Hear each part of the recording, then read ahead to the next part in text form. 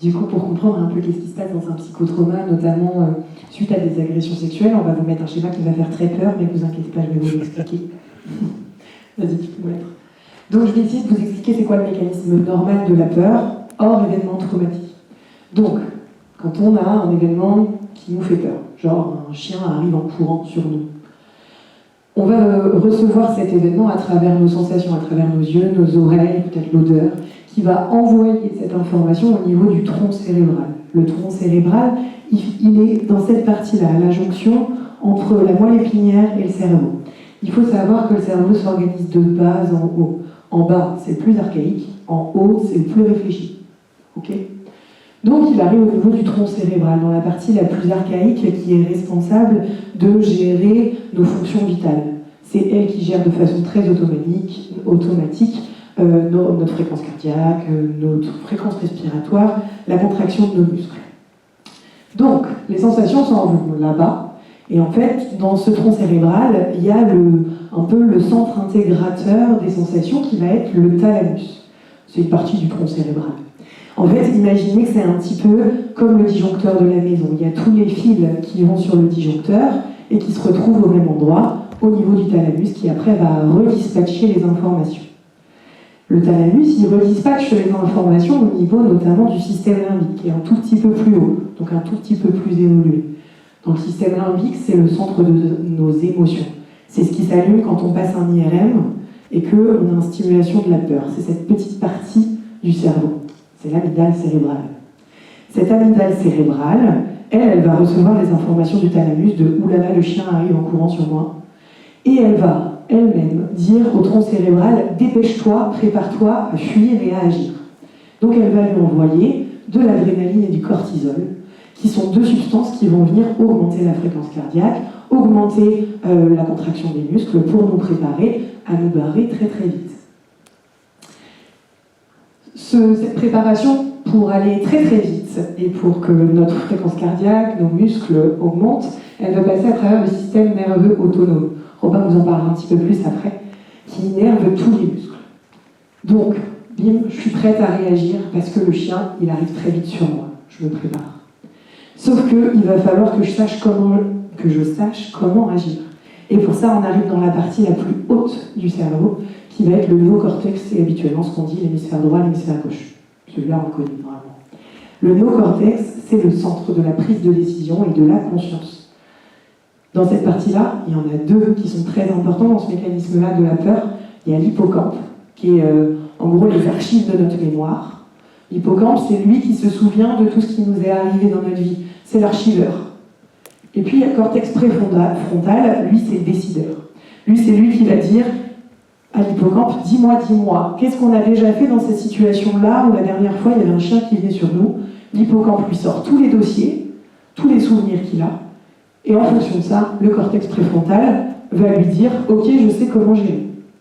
Il va prendre la décision, et il va envoyer aux autres structures du néocortex, donc des hémisphères, l'ordre de bouger, parce que c'est là où on a les centres nerveux de nos muscles, conscients, l'ordre de bouger, l'ordre de parler, l'ordre de crier. Toutes ces sensations-là, elles sont envoyées, et du coup, on a une action. Une action qui vient résoudre l'événement qui a fait peur. On va avoir une prise de décision. Donc soit, on se rend compte que c'est une fausse alerte, parce qu'en fait, le chien était accroché à la laisse, et donc du coup, en fait, ça va, l'événement est résolu tout seul, ou soit on a trouvé une solution pour s'enfuir très vite et se cacher dans une maison, et du coup c'est bon, on ne craint plus rien par rapport au chien, on a résolu l'événement qui engendre la peur. Vu qu'on a résolu ça, le néocortex, donc le centre décideur, il va envoyer une information à l'amygdale cérébrale, donc le centre des émotions, c'est bon, arrête d'envoyer de l'adrénaline et du cortisol, il n'y a plus besoin d'agir, tout va bien. Et donc du coup, on va arrêter cette production-là, et le tronc cérébral va revenir à travers sa deuxième voie, que Robin en parlera tout à l'heure. À travers sa deuxième voie, il va venir détendre le corps. En fait, il va venir lui dire, c'est bon, tu peux respirer tranquille, ton cœur peut battre tranquillement, tout va bien, on est en sécurité. Ça va ? Ça, c'est une grosse partie, ça. Je vous ai pas perdu. Donc, ça, on a résolu. Mais après, qu'est-ce qu'on en fait? Une fois que notre corps il est revenu à un état d'harmonie, d'homéostasie, et bien en fait, ce qu'on va en faire, c'est que ce souvenir-là, ça va devenir une nouvelle archive de l'hippocampe. Il va le classer de nouveau avec des mots-clés un peu, en lui disant, la dernière fois, voilà ce qui vient de se passer, hop, je crée un nouveau dossier, je le range dans mes armoires, comme ça la prochaine fois que je suis confrontée à cette sensation-là, j'aurai une info de plus pour savoir comment agir. Ok? Vous comprenez comment on a peur? Ça, c'est ce qui se passe dans une mémoire non traumatique. Je vous parlais tout à l'heure de le serveur, donc l'hippocampe, le serveur des archives, il va avoir des mots-clés, comme dans un serveur internet, pour retrouver le dossier. Par exemple, sur l'exemple du chien, il va avoir le mot-clé border collie, parce qu'il paraît que ça mord les mollets. On va avoir ce mot-clé-là, puis on va avoir le mot-clé, c'était un dimanche et j'avais 8 ans. On va avoir les mots-clés du temps, de l'espace, et de quelle situation, et de quelle résolution de problème on va avoir. C'est ce qu'on appelle l'encodage. Il est sensoriel. On va se souvenir du temps qu'il faisait, on va se souvenir de l'odeur, de la vue qu'on a eue. Et en fait, ça va venir mettre les mots-clés pour retrouver le souvenir, qui va venir se stocker dans l'hippocampe. 2 possibilités pour se stocker. Soit on a eu très très peur et on a une forte intensité émotionnelle, ça se stocke direct, il n'y a pas besoin de faire de rappel. Soit c'est le théorème de Pythagore et au niveau émotionnel, on n'est pas dans un investissement génial. Et donc en fait, là, il va falloir rabâcher, à rappeler la connaissance pour qu'elle vienne se stocker. Ok? Mais du coup, ça se stocke de 2 façons dans l'hippocampe. L'hippocampe, il faut imaginer que c'est le centre des archives et puis il a 2 armoires, en gros, où il y a plein de dossiers dedans. C'est ce qu'on appelle la mémoire à long terme. J'ai très simplifié, tant au niveau neurologique, pour que ça soit entendable. Donc, 2 armoires dans l'hippocampe. Une armoire qu'on va pouvoir venir chercher nous-mêmes dans les tiroirs pour trouver le dossier, et une armoire où elle a l'ouverture des dossiers automatiques. La mémoire explicite, c'est celle qu'on va venir rechercher de façon consciente. C'est la mémoire de nos connaissances, par exemple savoir que Londres est la capitale de l'Angleterre, c'est une connaissance que j'ai appris à l'école, et je peux la retrouver, toute seule. Et je peux l'expliquer aussi. Et puis il y a la mémoire autobiographique, c'est celle de nos événements de vie. Par exemple, moi je peux vous raconter mon premier jour de rentrée au lycée, ça fait partie de ma vie. Je peux vous raconter la première fois que j'ai perdu un chien, ça fait partie de ma vie, c'est mon histoire à moi. Et celle-là, je peux la raconter, je peux l'expliciter, la déclarer. Ok? Et puis il y a l'armoire automatique, celle qu'on ne gère pas, celle où ça s'ouvre direct, parce qu'en fait, on a eu le mot-clé qui est sorti dans une conversation, et puis bim, il y a un dossier qui sort. Un dossier qui sort, donc qui est très pratique pour les automatismes. Par exemple, faire volasser, vous n'avez pas besoin de réfléchir pour faire volasser, c'est automatique. Ça sort tout seul, comme information, comme connaissance. Et puis, il y a la mémoire perceptive, qui va être des sensations. Genre, vous êtes au marché, et vous sentez l'odeur du poulet rôti, et bim, il y a le souvenir du poulet rôti chez les mails dimanche qui vous revient dans la tête. Ça marche avec la musique de Walker Texas Ranger, généralement, aussi. Et donc, du coup, celle-là, bim, le dossier sort direct. Ok? Donc ça, c'est les 2 centres de stockage. Donc après, le dernier, pour avoir recours à nos souvenirs, on va avoir la récupération. C'est ce que je vous ai expliqué. Soit elle est automatique, on a une sensation d'encodage, un mot-clé qui vient, et bim, le souvenir vient tout seul. Ou soit, moi je suis en train de raconter mon enfance à une amie à moi, et du coup, je vais me rappeler c'était quoi le goût du poulet rôti chez ma amie. Ok? Ça va? Et c'est ça qui va différencier... Ah oui, ça je vous l'ai déjà dit. C'est ça qui va différencier la mémoire non traumatique dont on va parler, et la mémoire traumatique. Mais avant d'y arriver, Robin, il va vous parler du système nerveux autonome. J'ai bien aimé la métaphore. C'est bien. Avec le courant. Alors, du coup, moi je vais vous parler du système nerveux autonome. Je vais dire SNA peut-être pour gagner du temps, parce que j'articule déjà pas beaucoup. Donc le système nerveux autonome, moi c'est un truc qui me passionne depuis quelques années parce que je suis fasciné par les réflexes, par les choses qui justement qu'on est capable de faire sans passer par la conscience, des choses qui se font d'elles-mêmes. Et pour commencer, voilà, c'est un peu comme la mémoire, il y a plusieurs armoires, plusieurs fonctions à la mémoire. Le système nerveux, de façon générale, il a plusieurs fonctions, plusieurs composantes. Pour le dire vite, donc, il y a le système nerveux volontaire, conscient, c'est ce qui fait que là, je peux choisir mes mots, que je peux choisir où je regarde, etc. Je peux décider de ce que je fais de mes membres, etc. Et il y a le système nerveux autonome, ça, c'est des choses qui se font toutes seules. J'ai pas besoin de choisir comment je respire, mon corps, il respire tout seul, j'ai pas besoin d'y penser. Et ce système nerveux autonome, il a deux modes d'action qui sont un peu antagonistes, c'est-à-dire qui ont des effets un peu contraires. C'est un peu comme une voiture automatique, il y a deux pédales au niveau des pieds, il y a une pédale pour accélérer, ça sert à gagner en vitesse, et une pédale pour freiner, ça sert à ralentir. Et ben, le système nerveux autonome, c'est pareil, il a deux modes d'action qui vont avoir des effets contraires. Le système nerveux sympathique, donc, c'est quelque chose qui sert à accélérer physiologiquement, c'est ce qui sert à recruter de l'énergie pour pouvoir faire face à un danger, pour pouvoir mobiliser de l'énergie pour faire quelque chose d'important, pour se concentrer, pour faire un effort physique. Si je dois si je dois monter un escalier, par exemple, et ben en fait, mon corps, il a besoin de muscles, il a besoin d'énergie pour pouvoir faire face à cet effort physique, et du coup, il va activer le corps pour pouvoir utiliser l'énergie dont il a besoin et pouvoir monter l'escalier et pouvoir faire face à l'obstacle. Le système nerveux autonome, c'est un truc qui s'active, ça permet, en fait, d'avoir des réactions rapides à des situations d'imprévu, des situations de danger. Parce que quand il y a un imprévu, quand il y a un danger, on n'a pas le temps d'analyser la situation, en fait. Imaginez que vous êtes en train de conduire la nuit et que, du coup, vous êtes dans la forêt et tout d'un coup, il y a un cerf qui débarque. En fait, là, c'est pas le moment de se poser la question de trianguler mathématiquement avec le théorème de Pythagore, de comment on doit freiner pour avoir la bonne trajectoire. En fait, non. Avant même de vous poser la question de qu'est-ce qui se passe, votre pied est déjà sur le frein.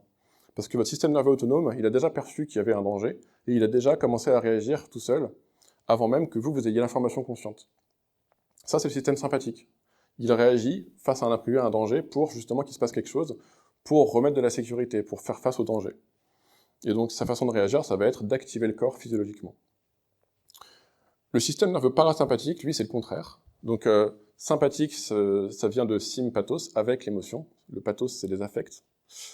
Et donc le parasympathique, c'est le contraire, c'est pas un système qui va activer les émotions, au contraire c'est un système qui va générer de la détente et de l'apaisement, qui va justement inhiber les émotions, entre guillemets. Donc voilà, le parasympathique, c'est quelque chose qui va s'activer quand on va se reposer, quand on fait de l'hypnose, de la relaxation, de la sophrologie, quand on reçoit un massage de quelqu'un avec qui on se sent en confiance. Voilà, ça va être une activation du corps pour justement détendre du système pour justement se reposer, pour récupérer les forces, pour stimuler la digestion. L'idée, c'est voilà, il y a un mécanisme qui active l'énergie et un mécanisme qui sert à récupérer de l'énergie. Donc ce système nerveux, il va agir sur plein de régions corporelles, parce que justement, quand on doit faire face à une urgence, on a besoin d'activer les trucs de façon, voilà, il y a tout un tas de mécanismes qui vont se mettre en place sur les sens, sur les muscles, etc. Et ces deux actions vont être antagonistes, opposées. Par exemple, si on prend l'exemple de la vue, de l'iris, de la pupille, le système nerveux sympathique, il va dilater l'iris. Parce que quand on est en danger, quand il y a un imprévu, on a besoin de choper des informations pour évaluer l'environnement et vérifier si on est vraiment en danger ou si c'est une fausse alerte. Et donc, le sympathique va dilater la pupille pour augmenter sa capacité à capter des informations sensorielles, visuelles, et du coup pouvoir réagir de façon plus adaptée. Alors qu'à l'inverse, le système nerveux parasympathique, il va contracter la pupille pour qu'on ait moins de lumière à traiter et du coup moins d'énergie à dépenser pour pouvoir se reposer.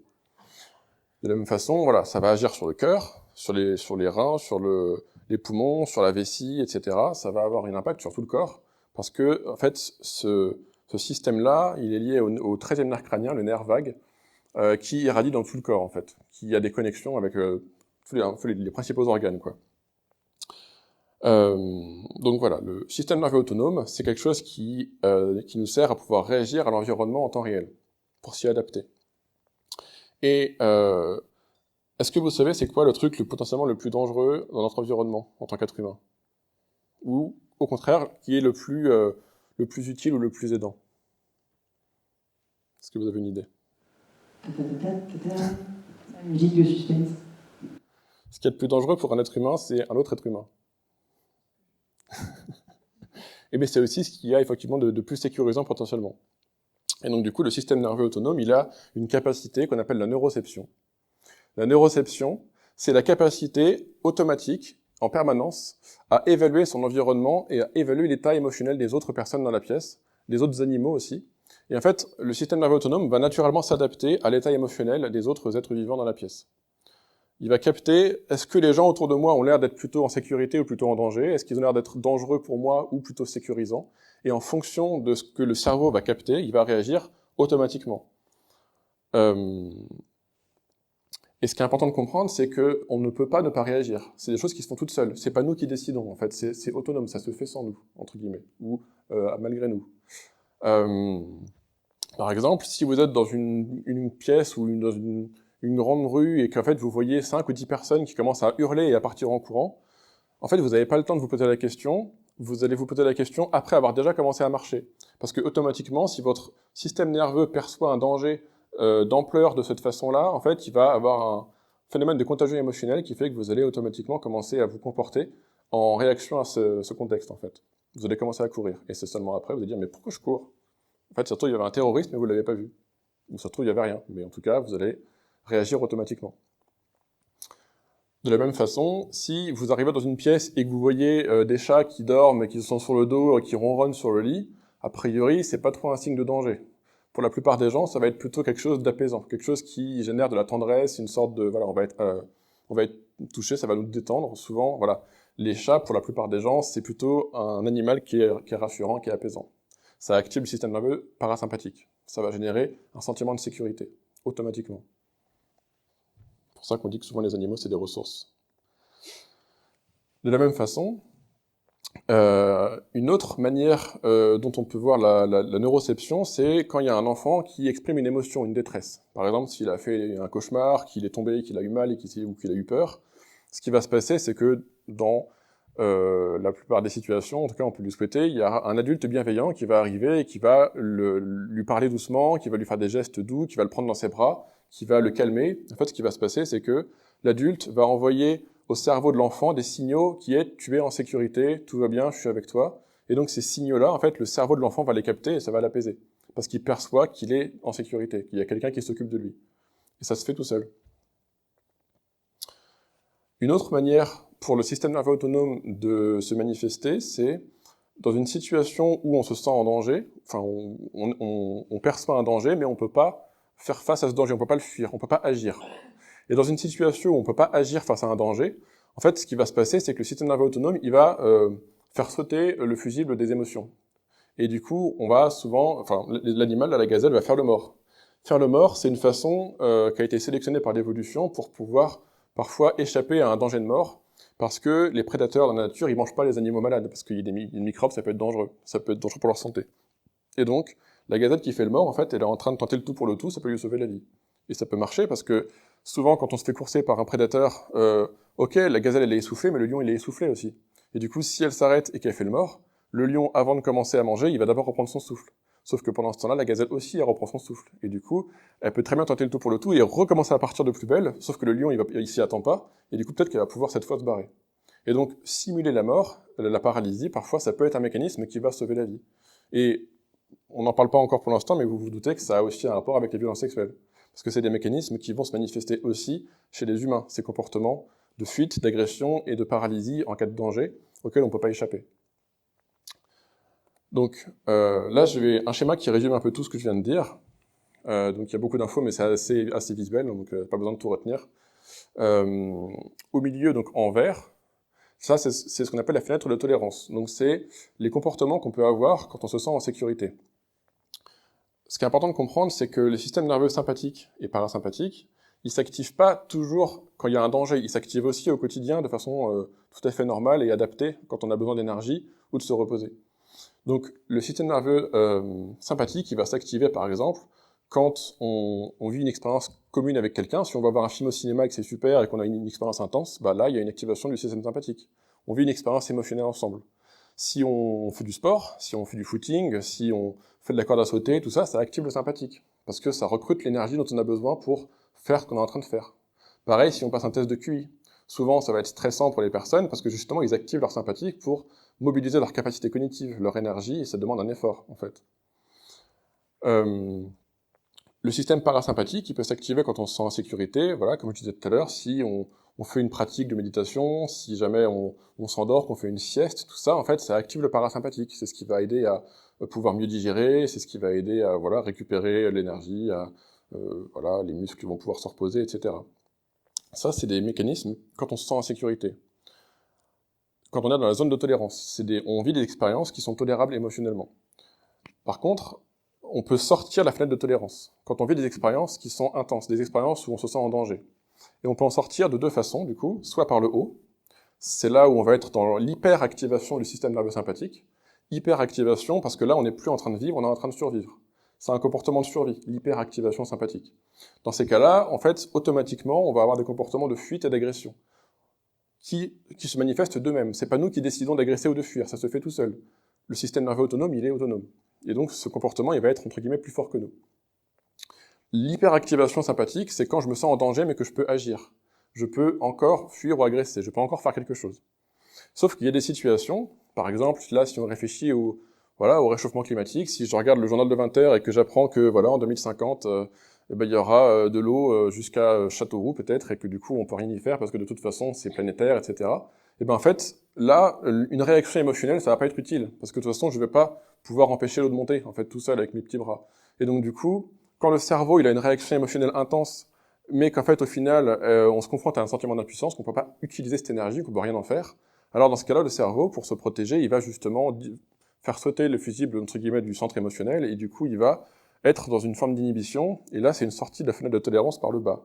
On va plutôt activer le système parasympathique pour justement se protéger des conséquences possibles, je crois que tu en parles après, de qu'est-ce qui se passe quand on a un signal de danger, une activation émotionnelle qui dure trop longtemps. C'est pas bon pour la santé, en fait. Et donc, il y a un mécanisme naturel du cerveau qui consiste à nous protéger en faisant sauter le mécanisme pour protéger le cerveau. Elle expliquera après. Si je vous résume ça de façon plus simple, vous avez juste 3 trucs à retenir. C'est que le système nerveux autonome, ce 13e nerf crânien, le nerf vague, il peut s'activer de 3 configurations possibles. Il peut soit s'activer au niveau, on appelle ça le système vagal ventral, c'est-à-dire la partie ventrale du nerf vague. Quand on est dans le ventral, ça veut dire qu'on est en sécurité. Ça veut dire qu'on est disposé à pouvoir entrer en relation, à pouvoir remettre en question ses croyances, à douter de soi-même, parce qu'on est suffisamment en sécurité pour envisager d'avoir tort, par exemple. C'est des situations où on peut jouer, on peut s'amuser, on peut apprendre, parce qu'on est disponible pour ça. Notre néocortex est disponible. Quand on se sent en danger, mais qu'on peut encore agir, par exemple, je sais pas, si je suis en train de voir une dispute, ou que, je sais pas, je suis en train de promener mon chien et qu'il y a un autre chien qui arrive et qui a pas de laisse et qui vient attaquer mon chien, bah c'est stressant, je peux me sentir un peu en danger, mais je peux encore agir. Je peux très bien, par exemple, je sais pas moi, tirer mon chien, je peux encore foutre un coup de pied à l'autre. Il y a quelque chose que je peux faire. J'ai une capacité à agir pour faire face au stress. Donc là, je suis dans le sympathique. Le sympathique, c'est une activation pour faire face à une situation de danger. Et le dorsal, donc l'activation du nerf vague au niveau dorsal, c'est quand je me sens en danger, mais que là, il n'y a rien à faire. Je ne sens pas d'option qui me permettrait d'agir, et dans ces cas-là, je ne peux pas fuir, je ne peux pas agresser, donc je vais me dissocier, je vais m'inhiber, je vais me couper de mes émotions, pour pouvoir, entre guillemets, minimiser la souffrance dans cette situation, et pour pouvoir augmenter mes chances de survie, quand de toute façon agir n'est pas possible. Comme je disais, le système nerveux autonome, il agit tout seul. On n'a pas d'action directe dessus, mais on peut avoir une action indirecte sur le système nerveux autonome. Un des leviers les plus utiles pour agir sur ce système indirectement, c'est la respiration. C'est pour ça que dans beaucoup d'arts martiaux, on apprend à respirer, et que quand on a des patients qui font des crises d'angoisse, souvent le premier truc qu'on essaie de leur apprendre, c'est des techniques de respiration. La respiration carrée, la cohérence cardiaque, etc. Parce que justement, c'est des techniques qui vont permettre d'avoir une action régulatrice sur le système nerveux, qui vont permettre d'activer le parasympathique. Quand on prend des grandes inspirations, en respirant avec le ventre, etc., en fait, on va activer des mécanismes physiologiques qui vont réguler le système nerveux, qui vont permettre de retrouver davantage de sécurité. À l'inverse, on peut très bien, si on veut, utiliser la respiration pour générer du stress, pour activer le corps. Moi, c'est un truc que je peux utiliser quand je conduis tard le soir pour pas m'endormir, c'est que je vais faire des petites inspirations rapides et courtes, intenses, qui vont en fait générer un stress physiologique et qui vont augmenter ma vigilance, en fait, qui vont me réveiller. Et c'est un truc qu'on peut utiliser dans des techniques aussi de thérapie, qu'on appelle la respiration holotropique, où en gros, on va hyperventiler, prendre des très grandes inspirations très rapides, à tel point qu'on va hyperoxygéner le cerveau, que ça va générer des hallucinations, et c'est des expériences spirituelles, entre guillemets, qui peuvent émerger de cette manière d'hyperactiver le corps physiologiquement. Et donc vous voyez que, voilà, indirectement, on peut agir sur ces mécanismes-là, et que ça va faire varier un peu le niveau de stress de l'organisme, et du coup les niveaux de sécurité. C'est ce qu'on fait notamment en thérapie, en EMDR, etc. Quand les patients ils ont tendance à sortir de la fenêtre de tolérance, soit ils sont envahis par l'émotion, dans ce cas-là, il faut les faire redescendre, donc on va plutôt faire des exercices de relaxation, d'apaisement, et parfois ils vont être tellement envahis par l'émotion qu'ils vont se couper des émotions, ils vont plus être là, ils vont être dissociés ou envahis par le passé. Et dans ces cas-là, en fait, il faut les faire remonter. Il faut pas qu'ils soient trop envahis, et du coup, on va peut-être faire quelque chose qui vont les activer pour qu'ils reviennent dans l'ici et maintenant, et qu'ils soient pas coupés du présent, etc., en étant ailleurs. Donc voilà, c'est des leviers pour pouvoir agir sur ces mécanismes automatiques. Comme vous l'aurez compris, en fait, on est en train de vous donner toutes les bases pour expliquer le propos qui va arriver juste après, parce que juste après, on va rentrer un peu dans le vif du sujet.